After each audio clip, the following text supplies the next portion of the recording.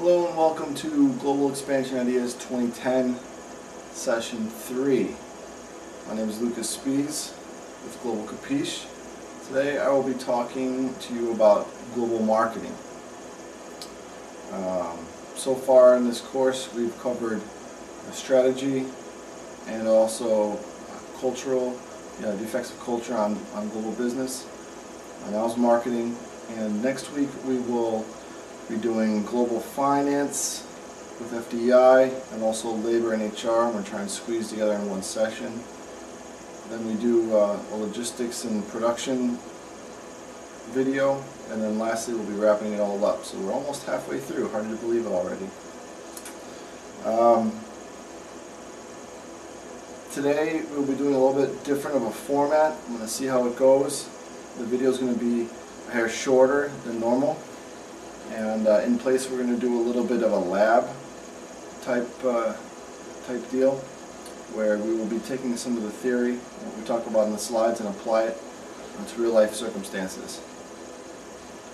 Actually more using a tool, but we'll get to that later. Alright, so let's begin.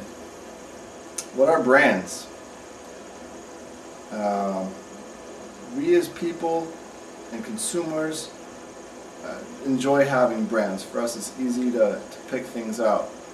We know what a Coca-Cola is and what it will taste like, and we can go travel pretty much anywhere in the world and buy a Coke and expect the same result. It will taste pretty much the same anywhere you go. It's a recognizable thing. When we see a brand, it triggers certain feelings in our mind, and we know what to expect with that brand, whether it's a brand with quality, whether it's a brand that produces something that we use on a regular basis, it's a brand that we aspire to. We know how to use brands in our daily life, and it makes it simple for us to organize our information.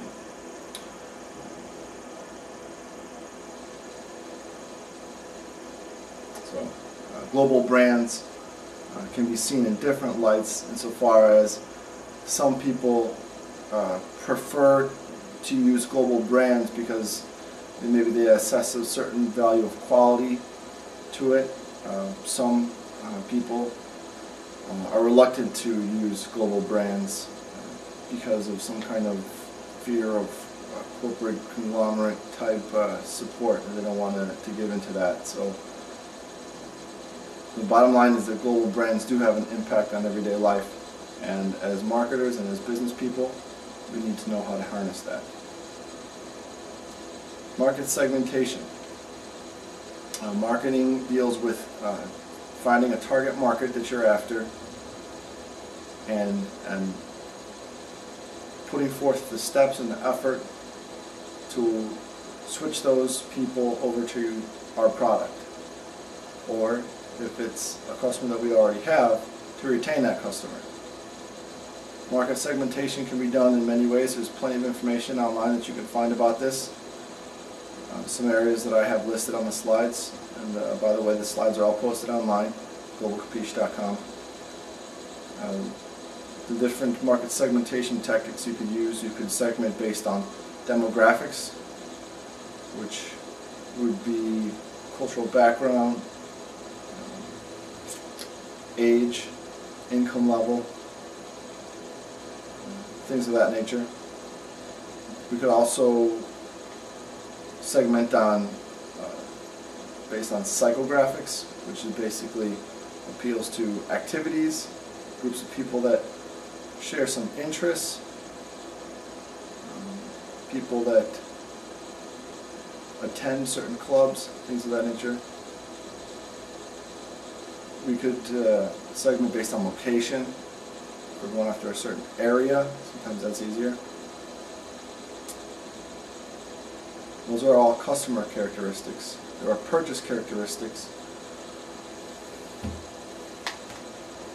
which are segmenting based on purchase occasion. Basically, if you are going to an event as opposed to consuming at home. Maybe you'll choose a different product, the benefits sought, or the product usage. So areas that we could segment. Value and local tastes have a lot to do with global marketing.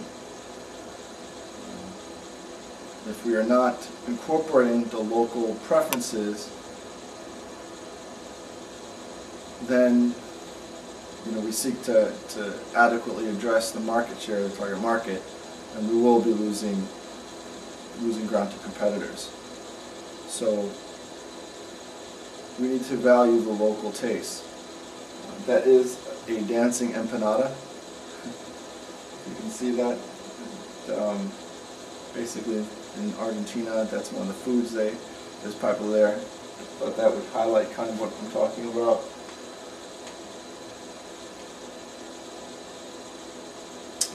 Our home market research and development procedures may not adequately reflect the preferences abroad, so we need to incorporate R&D efforts to address our tastes for the market we're going after. Coca-Cola is very good at this. They have different flavors of Coke and Coke products.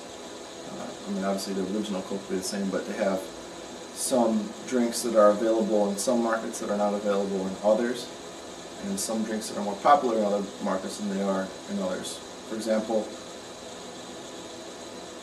the orange drink, I forget what it's called, the name escapes me, but they do make an orange drink that is not so common here in the United States, that in other countries, Latin America for example, and Europe, it's rather popular. Responsiveness. This has to do with the research and development. The old way is, this is my product, will you buy it? That's what a seller would say. And the new way is